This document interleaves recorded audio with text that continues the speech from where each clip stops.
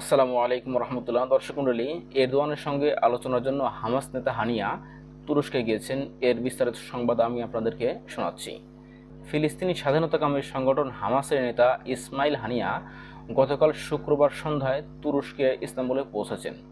তুরস্কের president Recep Tayyip এরদোয়ানের সঙ্গে আলোচনার জন্য দেশটিতে গেছেন হানিয়া। ফিলিস্তিনের গাজায় ইসরায়েলি হামলায় নিহত ব্যক্তির সংখ্যা ৩৪,০০০ ছাড়িয়ে গেছে।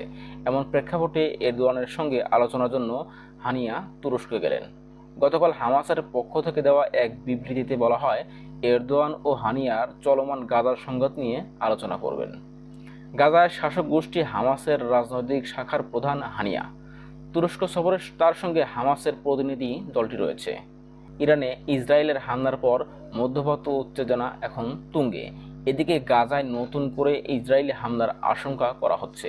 এরদোয়ান গত বুধবার জোর গলা দিয়ে বলেছেন, তিনি ফিলিস্তিনিদের সংগ্রামকে সমর্থন দিয়ে যাবেন। তিনি নিপীড়িত ফিলিস্তিনের জনগণের কণ্ঠস্বর হবেন। তবে গতকাল সাংবাদিকদের সঙ্গে আলাপকালে এরদোয়ান হামাস নেতার হানিয়ার সঙ্গে বৈঠক বিষয়ে বিস্তারিত বলতে রাজি হননি। প্রিয় দর্শক মণ্ডলী, আজকের খবরটি এইমাত্রই ছিল।